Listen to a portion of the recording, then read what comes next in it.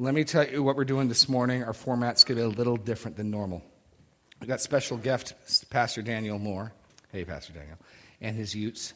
We've got Alex. I'm going to give you a brief overview of what's coming. And then Daniel, Alex, and I each are going to talk for a couple minutes. I'm going to really try to make it just a couple minutes. And with the goal of helping you all understand the process we go through, this supporting missionaries, partnering with missionaries is not something we take lightly. How much time did we spend working on the missions policy? A year. And prior to that, Greg and Wendell had done more work. So the elders spent at least a year revising a document, helping Alex get a framework for how to approach missions and missionaries and how to evaluate them. We got a handout in a few minutes when Pastor Daniel goes, do the ushers have a copy of that? You've got it. Okay. We're going to hand out basically a section of the missions policy is a grid of priority. And we're going to try to walk through that. I'm going to talk about what we're looking for in qualifications for missionaries. Daniel will present on the actual grid, the way we evaluate, the priorities we evaluate. And Alex will then actually walk through a couple examples, what that looks like. We're hoping to leave 10, 15, 20 minutes at the end for questions for you guys, and they can cover what we covered today. They can cover what has happened already. And before I begin mine, I just want to remind you, I started this series with highlighting 4 books we put in the bookstore. And very quickly, I'll point them out to you again. Best single book covering missions, this 9 Marks book is fantastic. It's in the bookstore, very helpful. We've got copies in the library there. You haven't even thought about it. It does a great job focusing in particular on the 3rd John passage. John Piper's Let the Nations Be Glad. That first message, God's purpose in redeeming for himself a people for his glory, that's John Piper through and through in this. God's happy, joyful passion in his own glory and in blessing his own people. Walt Kaiser, Missions in the Old Testament. Don't be tempted to think this is just a new covenant thing. This is some alteration to the plan. He has done a fantastic job of pointing out things you've read 100 times that you missed. Like, a mixed multitude left Egypt with Israel. More than just the Israelites left Egypt. I never noticed that. It's right there. Fantastic little book. And then finally, Missions by the Book. I think this is Alex's favorite of these. This is really helpful about making sure missions are being done biblically. It's very easy for pragmatism and business mindsets to take over in missions.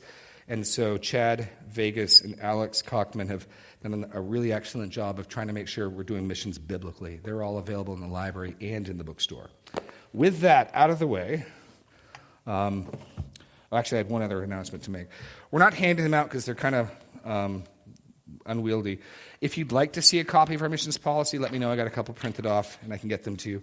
We're going to hand out the relevant portion to you when Pastor Daniel comes up. With that out of the way, I'm going to start with what are the qualifications of a missionary? And I set the clocks now. Okay, I got it. All right. Well, and the reason this is important is I think sometimes if you don't think carefully, we can think they just sort of are magical, special tier people. You get called to, and this is unhelpful even with pastors. People go, I got called to ministry when I was 4 years old, maybe. Biblically, the call to ministry of all sorts is much more mundane. It's much more obvious. Turn to 1 Timothy chapter 3. The Scripture has a couple of offices in the church, and I'll start. My short answer is going to be a missionary. We're looking for someone basically elder qualified. Basically elder qualified.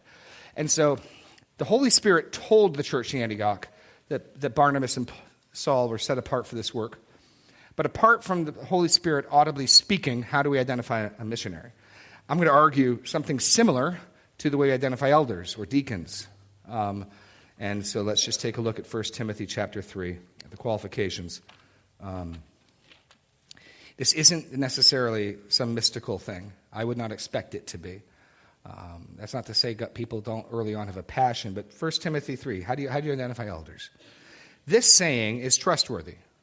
There's 5 trustworthy sayings in the pastoral epistles. This is one of them. Which truths that Paul or the early church had put into pithy, memorable fashion. Here's one of them. It actually rhymes in the Greek. If anyone aspires to the office of overseer, he desires a noble task. So one of the components for an elder is desire. They want to do the work. There's this task they want. I aspire to be an elder. In our culture, sometimes we can have a don't call us, we'll call you mentality. That's not the case here. If you have a desire for leadership or ministry, let it be known. It's a good desire. But it's not the case that everyone who wants to be an elder is necessarily qualified to be an elder. We then get this list. Therefore, an overseer must be above reproach. The husband of one wife or a one-woman man, sober-minded, self-controlled, respectable, hospitable, able to teach, not a drunkard, not violent, but gentle, not quarrelsome, not a lover of money. He must manage his own household well with all dignity, keeping his children submissive. For if someone does not know how to manage his own household, how will he care for God's church? He must not be a recent convert, or he may become puffed up with conceit and fall into the condemnation of the devil. Moreover, he must be well thought of by outsiders so that he will not fall into disgrace, into a snare of the devil. And then we get the qualifications for deacons. And it's a mixture of, what you see there, the qualifications of an elder are a mixture of spiritual gifting, in this case teaching, and basic holiness of life. His family is well ordered. And notice Paul's reasoning in verse 5 for the elder, before we look at deacons. He's assuming that your ability and skill in managing your household translates over to the church. So I would assume, likewise, people who are planting churches would need a similar skill set. That's the logic. But Scripture doesn't give us the qualifications of a missionary. But if you're planting churches, we're going to assume that the qualifications are going to be pretty close to those who are ruling churches. For if someone does not know how to manage his own household, how will he care for God's church? And we see the list for deacons very similar laid out. Deacons likewise must be dignified, not double-tongued, not addicted to much wine, nor greedy for dishonest gain. They must hold the mystery of the faith with a clear conscience. Let them also be tested first. Let them serve as deacons if they prove themselves blameless. Their wives likewise must be dignified, not slanderers, but sober-minded, faithful in all things. Let deacons each be the husband of one wife, managing their children and their own households well. For those who serve well as deacons gain a good standing for themselves and also great confidence in the faith that is in Christ Jesus. And then look at the next two verses. I hope to come to you soon, but I am writing these things to you so that if I delay, you may know how you ought to behave in the household of God, which is the church, the living God, a pillar and buttress of the truth. So if these are men and women going out to plant churches, the skill set needed to set up, rule, organize a church seems a good skill set to have. Last passage, I've only used 4 minutes, Daniel, so far. It's Titus chapter 1. Titus chapter 1.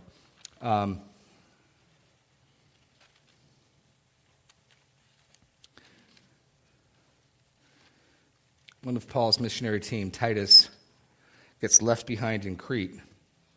Verse 5.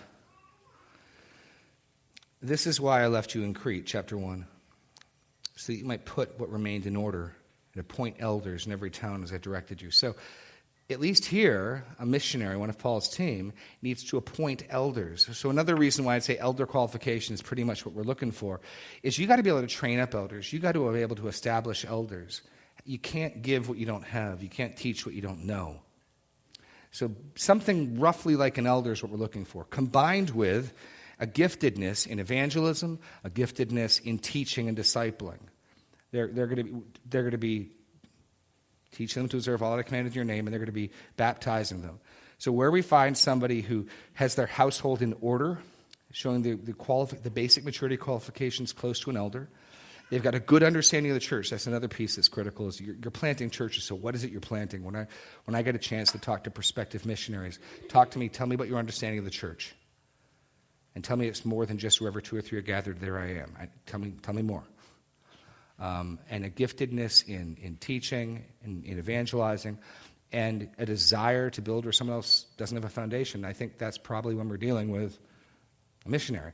Now, when it's not one from our midst, I'd also want to make sure you were properly trained up, you were properly sent out and commissioned by your local church. But that's basically what we're looking for in the qualifications of a missionary. And I took 6 minutes. Pastor Daniel, come on up. We got ushers. We got ushers? We need some ushing.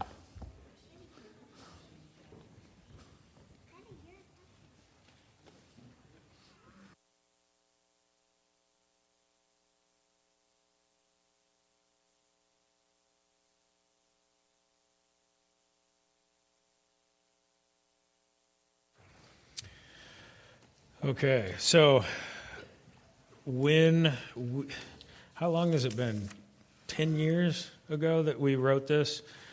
The elders were basically approached by Wendell about 10 years ago, and Wendell said, I need direction. He was the deacon of missions at the time. I've got stacks of applications and inquiries about people wanting support. And I think he said something like 30 plus solicitations a month he would get. And he'd try to go through them, and it's like, help. How do I filter out these solicitations to figure out which ones really matter? And so the elders worked through what had been a really complicated grid. I think at one point from the 80s, there was like a 70-point, maybe it was 40-point grid where every different ministry that you could imagine was somewhere placed on that grid. And so we wanted to simplify it to give the deacon of missions the priorities to decide who's worth pursuing and who's not worth pursuing. So the table that you see at the bottom of the sheet, the table is what we call the grid. But before we even get to the grid, there are priorities that we lay out in bullet points, not particular order necessarily, but these are our stated values. These are our values as we approach missions. So first, we'll go through the bullet points. I think Daniel has a bunch more if you ran out. First, members of MCC are a higher priority than non-MCC members. Why would we say that? Well, the main reason that we say that is because all of these are based on, do we understand and know well who you are and what you're doing? You may say you're going to Singapore and you're going to do this great ministry there, but if we don't really know who you are, how do we know what's going to happen? And so the more we know you, the more likely we are to support you. The more free we are to support you. We know who you are. And so members of our church are obviously going to get a higher priority than non-members. Second, individuals are going to be given a higher priority than organizations. There are a lot of missions organizations, and some through the years have been very effective. And if you follow missions much at all, some have veered off the course. So that some missions organizations that in the 90s or aughts were faithful have veered off the course. And now it's like, I don't even know that I'd want anything to do with them. Also, when you're dealing with an organization, you're dealing with a machine. You can't just go talk to Frontiers or go talk to Cross World or whatever. You can't do that. And so you don't have any access to find out, hey, what went on here? Or why do you value this? It's a huge machine, and so good luck. Now, if you find a really good machine, great, it's worth supporting. But the individuals are a higher priority than organizations because we as a church would have little say over an organization. We could not influence or help an organization like we could an individual. Third, unreached peoples are a higher priority than formative peoples. And what we mean by unreached, the two footnotes at the bottom, this comes from the Joshua Project. Basically, an unreached people group refers to an ethno-linguistic group without an indigenous, self-propagating church capable of evangelizing the rest of the group. Okay, so unreached means currently there aren't enough churches in this group to reach the rest of the group. If there are enough churches in place to reach the rest of the group, they're reached ultimately. Formative is midway in between. The way they define it is 0 to 2% of the population is evangelical. What we would say, they actually believe the gospel. 0 to 2% of the population is considered unreached. And then formative is less than 5% of the population is evangelical. It's like they're moving towards being reached, but they're not there yet. So those are rough definitions. And the way that Joshua Project organizes it is by country, by and large. So they'll go country by country, and then within the country, they'll break down different groups within the country. But that gives you a rough idea. When we're looking at peoples who do not, there's a chance they'll go through their whole life and never hear the name of Christ, never hear the gospel. Those are the people we want to reach, because it's like Paul's purpose in going where Christ has not been named. Okay? That's the third priority. Fourth priority, church planting among the unreached and church strengthening among the formative are higher priorities than support and administration and other ministries. Okay, so we're going to value church planting and church strengthening more than other things. Now, that's not to say other ministries aren't valuable, but if you tell me what I'm going to do is I'm going to start a donut business in Uzbekistan, and every Sunday on the street corners, I'm going to give away donuts. And with the donuts, I'm going to hand out pamphlets, or what do you call them? Tracts, gospel tracts. Okay, you're totally free to do that. And if that's on your heart, do it. And I might even give you $10 to buy some donuts for the people. But are we as a church going to support that? Well, we could if we all wanted to. There's nothing wrong with supporting that. But if we can pick between other ministries and church ministry, we're going to pick church ministry. Church ministry is the New Testament. You're free to sell donuts and hand out tracts, but the church is the priority. All right, fifth, greater commitment to a mission is a higher priority than a lesser commitment. So if you're going on a short-term trip, we would view that with less priority than if you're saying, I'm going to spend the rest of my life until these people are reached. That's the highest priority we could have. If that's really your commitment, we want to partner with you. Next, a potential missionary's level of qualification is critical to determining support, just like what Pastor Jeremy just talked about, that if you're qualified to do the job, we are going to support you more. Good example, if you get a 18-year-old new convert, he says, I want to go to the hills, the mountains of China where the name of Christ hasn't been named. I'm going to die for them. I want to go and be a missionary. Every priority is high with this guy, except he's not qualified to do this work alone. He might be able to do another mission work. He cannot go and do this work on his own. He's unqualified for it. And so we're not going to support that. We might support him as a person, especially if he's a member here. We would be discipling him to help him get ready to go. But we're not going to just give him a bunch of money and say, I hope it turns out well. That's going to end in disaster. That's even one of the qualifications, that you not be a new convert. So how qualified you are is going to determine how much we want to support you. This adjustment is made apart from the grid. Then, last bullet point, we believe all genuine biblical missions has as its aim the planting and strengthening of local churches. All of it. If it's genuine, that's the goal. Why are you handing out donuts and gospel tracts? In hopes that you will convert someone and bring them into the church. That's your aim, even in that kind of ministry. The aim is the building of the church.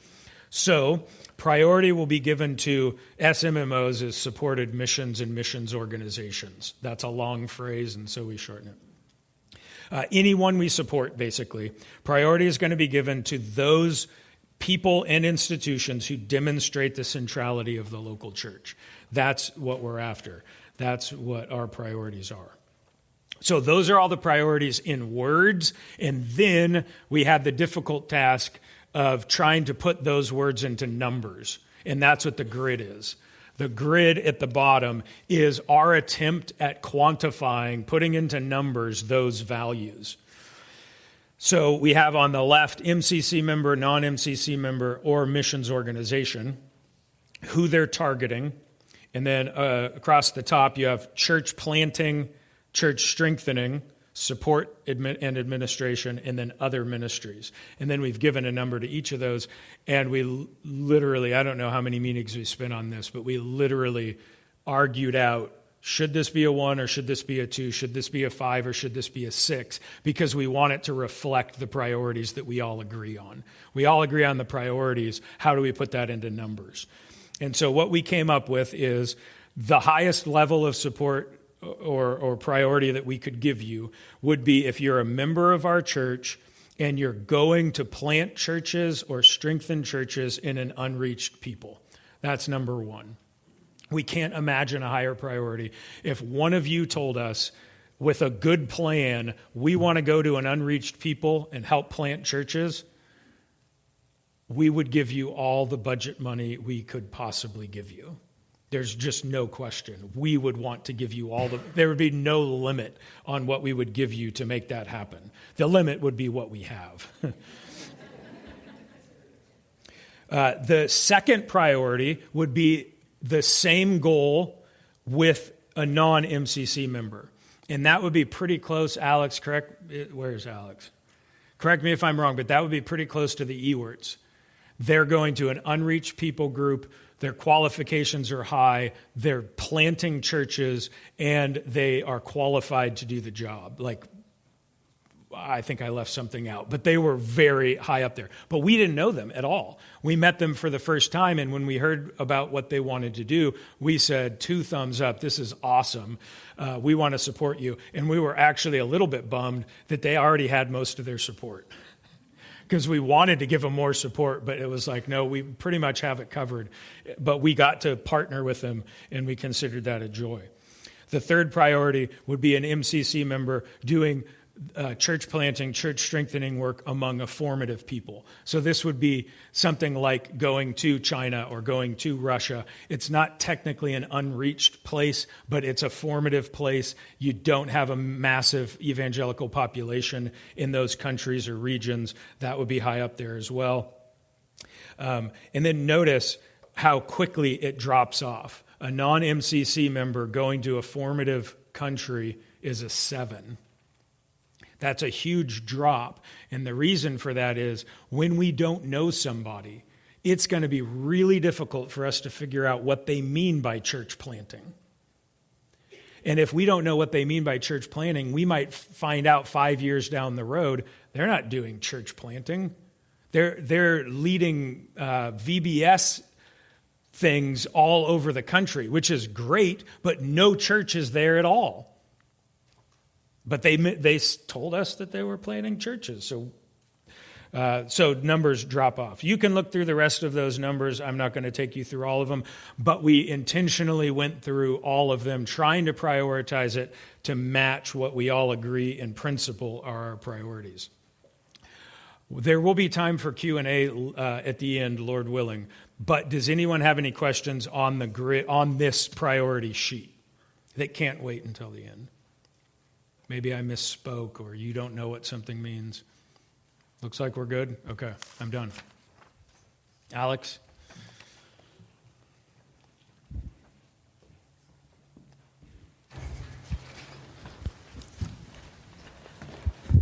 All right, test 1, 2. Okay, cool.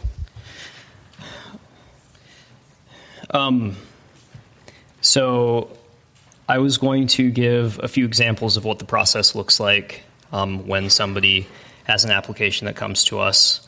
I haven't been getting nearly the volume that Wendell was prior to COVID, and I'm really not sure why, but we still have people asking, and so thought it would be helpful.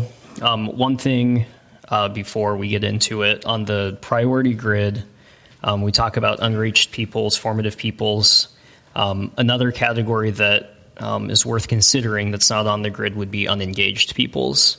Unengaged peoples would be groups of people. There are groups of people out there who don't have any gospel witness at all, and nobody is even trying to go to them yet because there's just not enough people.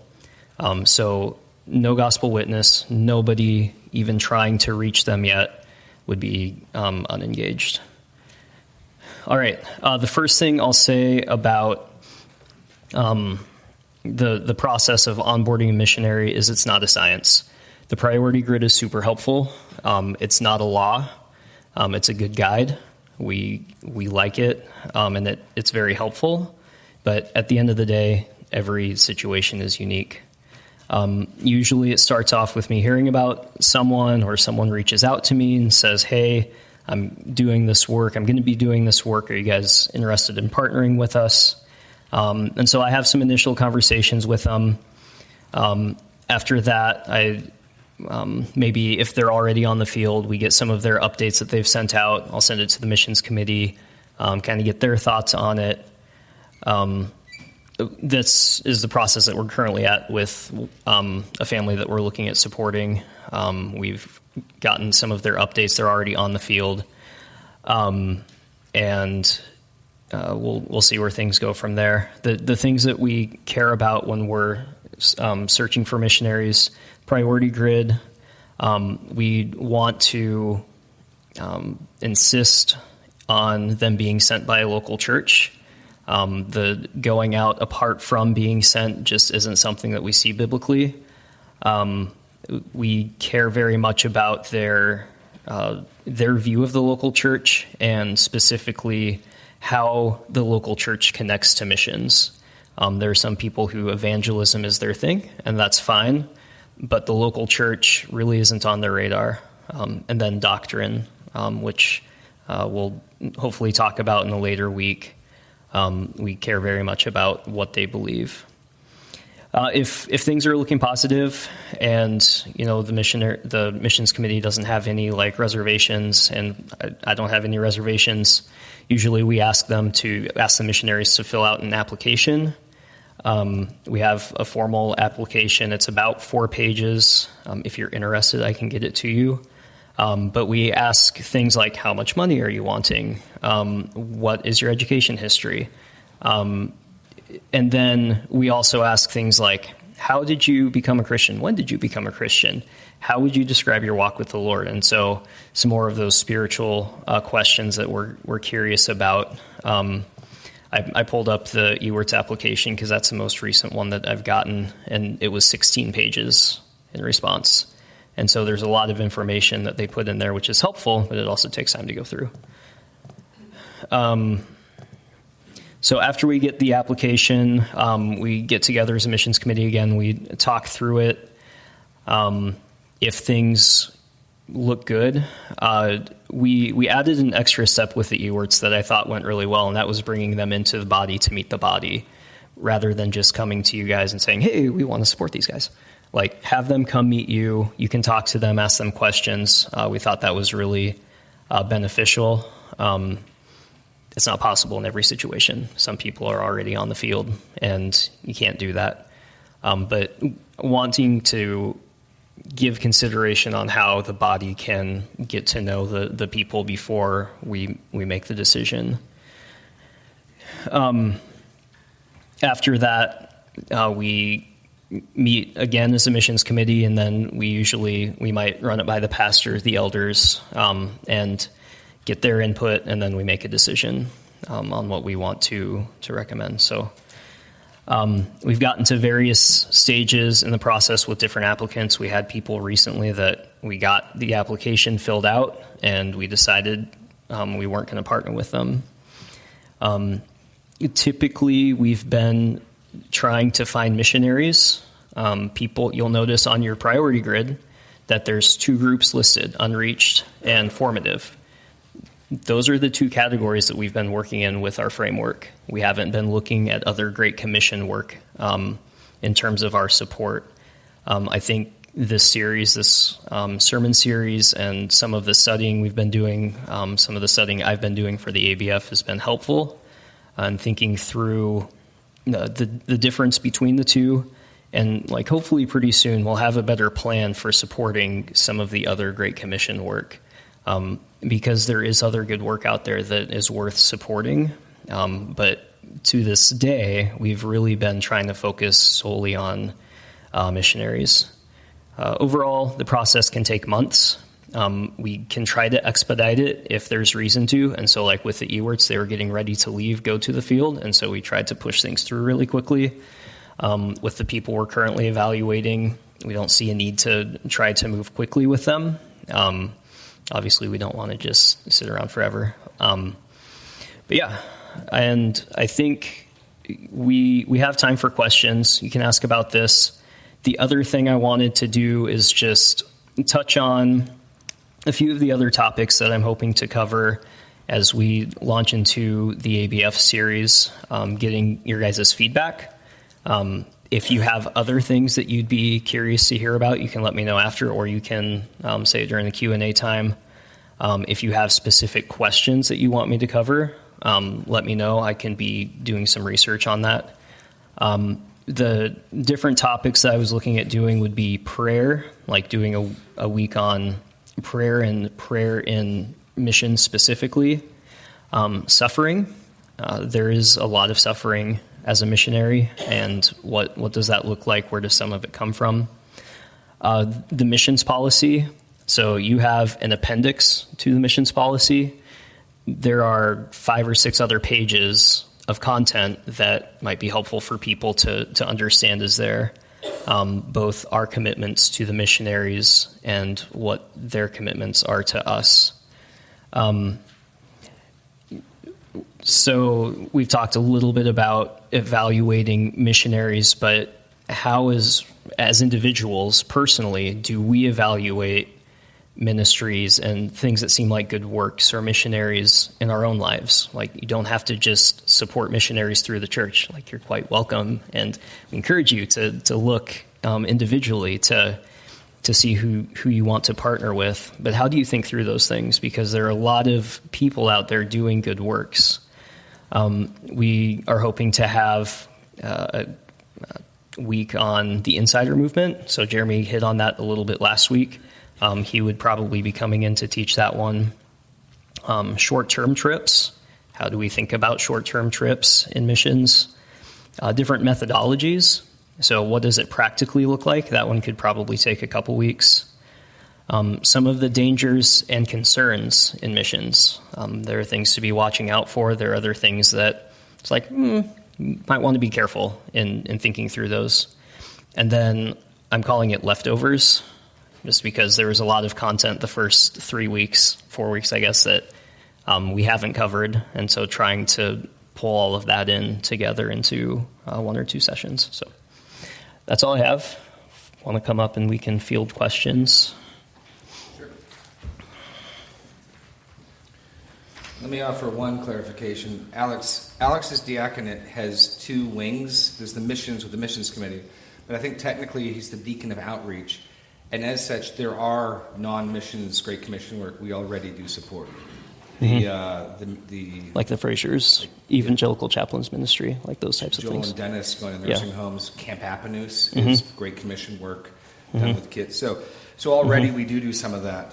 But we could look at other things as well. Right. We could certainly entertain supporting a wide variety of Great Commission work that's not missions. I just didn't want anyone to think we're not doing that already. That said, any questions? One quick thing I'm going to add before we take Lou's question. The qualifications, which Pastor Jeremy covered, the qualifications we looked through the elders and the deacons. Well, how do you know which one? It's going to depend on the work they're doing. So if someone says, I'm going to go and support this preacher, and I'm just going to be taking care of him, helping make arrangements, buying plane tickets, etc., we're not saying, no, you can't do that because you're not elder qualified. He's not doing the work of an elder. He's doing the work of a deacon or a servant, and so the qualifications will be different.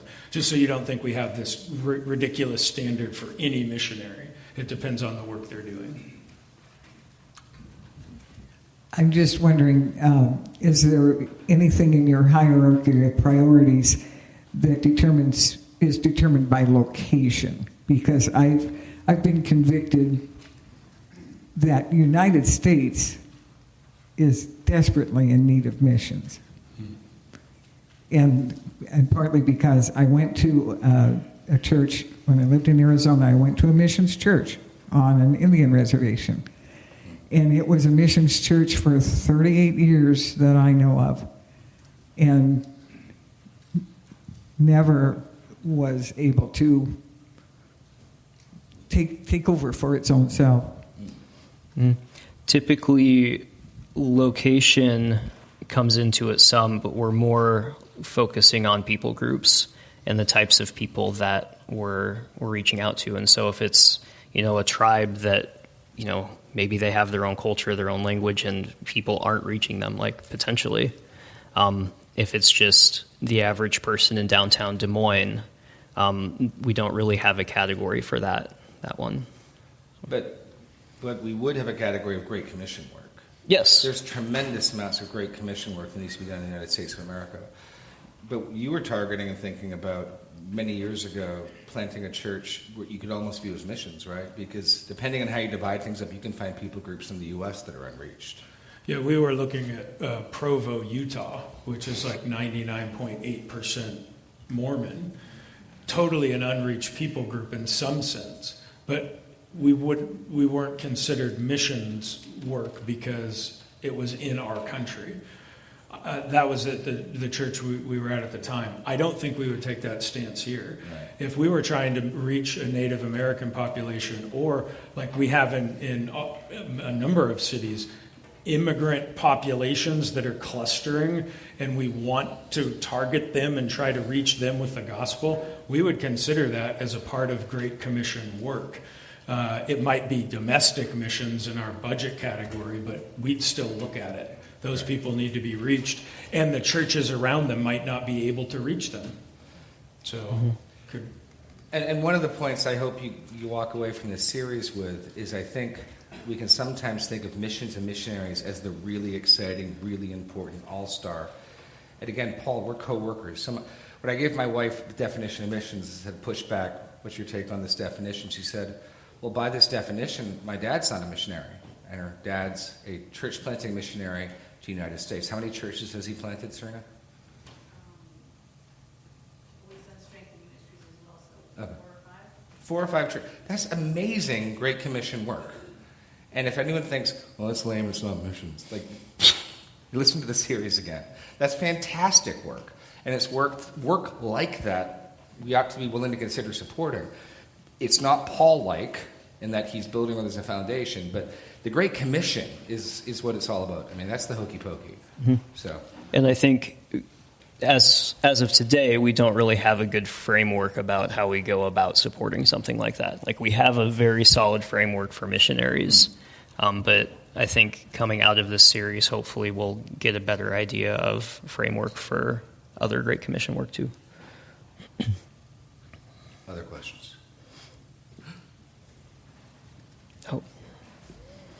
Oh, Sarah? So when thinking about your qualifications for missionaries, Daniel sort of clarified this, but what would you think about a single woman or a younger person wanting to go into the mission field? They obviously don't have the qualifications of elders, but how would the church view that? I told you Daniel's going to answer all your questions. What we would be looking at is the overall plan. I would not support and I would oppose a single woman by herself going over on, say, to Iran to be a missionary. I would not at all support that. I think that would go poorly for her. But if she's going with a team and there is a leader of the team, like a Paul, who is qualified, and she's serving and ministering in the team in that sense, then it would seem totally appropriate. We even read about that with Jesus and his disciples, where there were a number of women who went with them, helping them in their work. So that's what we would be looking at in that kind of a situation, is how do you fit into the team, and is the team doing a work that we would get behind? And I think in talking to Jeremy some, the criteria that we might flex a little bit on would be marriage and a family, Yeah. right? Paul wasn't married, right? So Paul speaks of celibacy being a better gift in some senses, and it makes sense, especially where there's conflict and persecution. It would make sense why a single man going to do missions in Iran might make more sense. But even then, like, it would be really beneficial if he were part of a team, or if he'd have someone with him, I think, to help do that work. So. Well, and just answering the question, how can you train up elders, which is what you ultimately wanted to do? How can you train what you don't know and do? So answering that question, what's your plan for that would be important. Yep. Caitlin? I was just wondering, how many missionaries going to unreached peoples is this church currently supporting? It's a good question. Probably And two. Your name is? Caitlin. Thank you. Caitlin. Just as a visitor. Yep. Okay, Caitlin. 2 or 3. We've just had a number of them come off the field, the number being 3. So we're actually lower than normal. We're looking, that's one of the reasons Alex is looking to take on new ones. Yep. Nathan, this will be a wise question. Badoosh.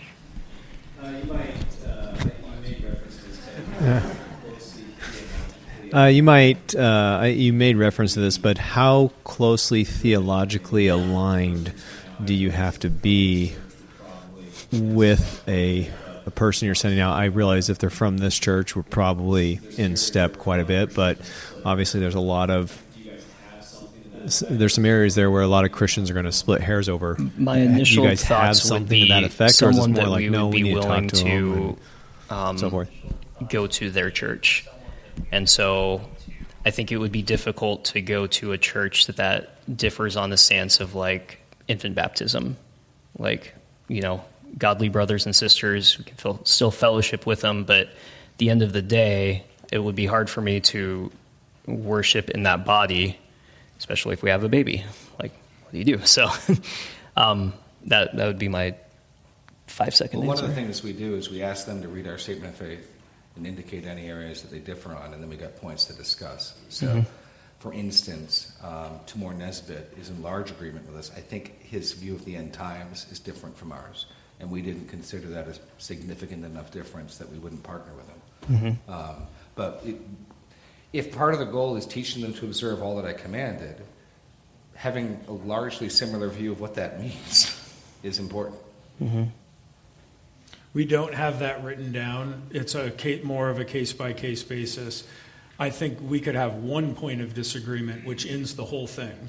Or we could have 50 points of disagreement, but it's done in such a way that, no, we're still on the same page. We're partners with this person, even though we have a bunch of things we see differently. And so we have no doctrine grid. Part of it, too, I think, would be methodology and how they're looking at doing missions, more than just doctrinal stances on things. I mean, that it ties back to doctrine to some extent, like how are you viewing Scripture when you go about methodology. But that's another point that we might choose to not partner with someone, even if doctrinally they align with us pretty closely.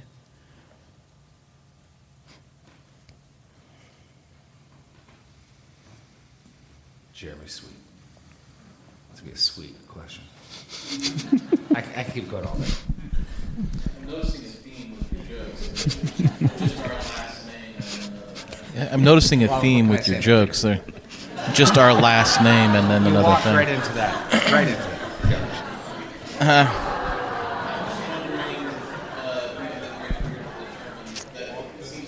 I'm just wondering.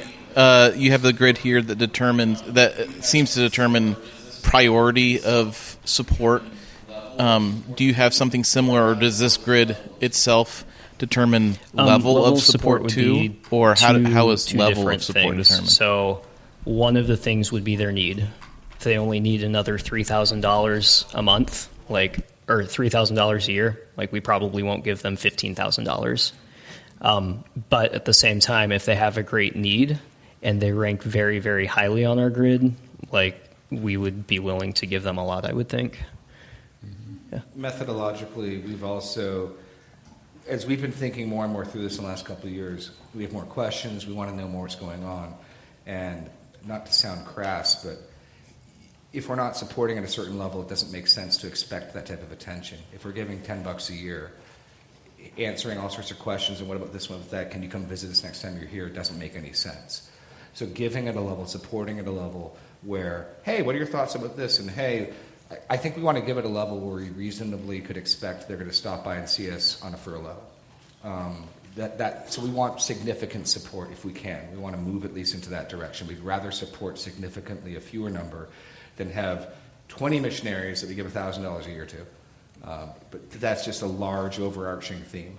Mm-hmm. We also have the history is an issue, because before we had this, we were already supporting missionaries. And so the missionaries we've been supporting for years, we're not going to stop supporting. We want to continue in that partnership. And so there's an element, too, of, well, what have we given them in the past? What are their present needs? And what priority they are? And that Alex is the one who usually crunches the numbers, gives us a recommendation. And then sometimes we'll say, well, what about this? Or what about this? Could we tweak it a little bit? And we have that discussion to make sure that what we're giving matches what our priorities are and their needs. I wouldn't say that that's true in every case, though, in terms of, if we supported them in the past, like, we'll keep supporting you no matter what you do. No, definitely not. No, but that's it's another consideration. Yep. How long have we partnered with them? Mm-hmm. Right. But I mean, on the grid, you can see MCC member, unreached people group. Like, that's the highest priority. Like, if God would raise someone up in our body that wants to go to an unreached people group, they're qualified, they've, been well equipped, like, we would give them a lot. And let me say this. If we don't choose to support somebody, it's not necessarily a condemnation on them or their ministry. Mm-hmm. It's usually not. Usually, right. It's almost never condemnation. Right. Yeah. Okay. Well, the donut thing, right? If we chose not to support the donut thing, we'll be like, that's awful. Right. Who knows? Tell me how it goes. Keep me posted. That the Lord might bless that. I'll be surprised that He might. But if He does, maybe we'll consider giving more. Well, no, I use the example of imagine somebody came here. They wanted to do a missions program. What are you going to do? I want to raise money to buy a sports car, and I'm going to drive it around in a Muslim country and let people take it for test drives. And while they test drive, I'm going to sit in the passenger seat and witness to them. Like, can you do that in faith? Totally. Would I invest in someone doing that? Not a chance. But they can do it in faith. It doesn't sound like I'm trying to raise money to buy a Corvette so I can drive it around Dubai and witness from the passenger seat. Like, God bless you. Let me know how that goes. Like, I have no interest. No, what I mean is there's a huge variety of freedom. And if someone sincerely wants to do that, wisdom's vindicated by its children. Yay. I have no interest in partnering with that. Doesn't seem like a wise use of $250,000 or whatever, but hey, God bless you. So there's things that people can do that seem beautiful to them, and part of it's like, okay, help us see the beauty of what you want to do. Help us see the goodness of what you're trying to do, because it doesn't help us understand your plan. And so just because we don't see the goodness and the beauty, or we're not passionate to partner with it, isn't a condemnation implicitly. It might be because we find something that's bad, but it may just be, okay, go do your sports car ministry. God bless you. Tim? Probably last question, right? It's sort of questions that others have touched on, and you guys have too. Like, for instance, when we first supported a missionary, he was in church planting in a probably formative or, maybe unreached, but probably formative. And then as he got older, he switched ministries because physically he was probably not able to do that. And so we still support him. But do we then, I guess my main question is, how does this grid work? Does then he go from a number 2 or 3 or somewhere down to a 15 or 16? Potentially. Yeah. Potentially. But that's why I mentioned the history. We're not going to say, hey, we were supporting you at $10,000 a month, but now that you changed, we're cutting you out. We might. We might. That we have not. Other things have to be brought in. I can understand that. And what does it mean then when you got other ministries? Is that where, in the past, like when I was growing up, medical missionaries were a big, thing where I was growing up. They went out, single women went out as nurses, and they were part of a team, and they came back to the church and told us all they were doing. And E-Free Church has sponsored teachers to probably support in administration situations, but how would that all work? Just be down into other ministries? Most likely. Okay. Yeah, other ministries covers anything that's not church planning or strengthening or supporting. Yeah, I guess that's the thing. What's support in administration mean? So support would be like Roger Udarian. He's going to be our pilot. He's the one who's going to fly us into the. Did I get that? Nate Saint. Thank you. Well, Roger Udarian was the administrator, wasn't he? Anyway, the team that went to the Auca Indian. And they were all martyred. You say he's not a missionary. All he did was work on the plane. He was essential to their ministry, and yet he was not doing gospel proclamation as much as the others were. He was supporting them. Yeah. As we wrap up, let me just give you a plug on Alex's ABF. So his ABF and mine are going to split. I will rejoin him periodically. This should be Daniel's sole union with us, and in fact, this is a pure. Just so we know who to give which room.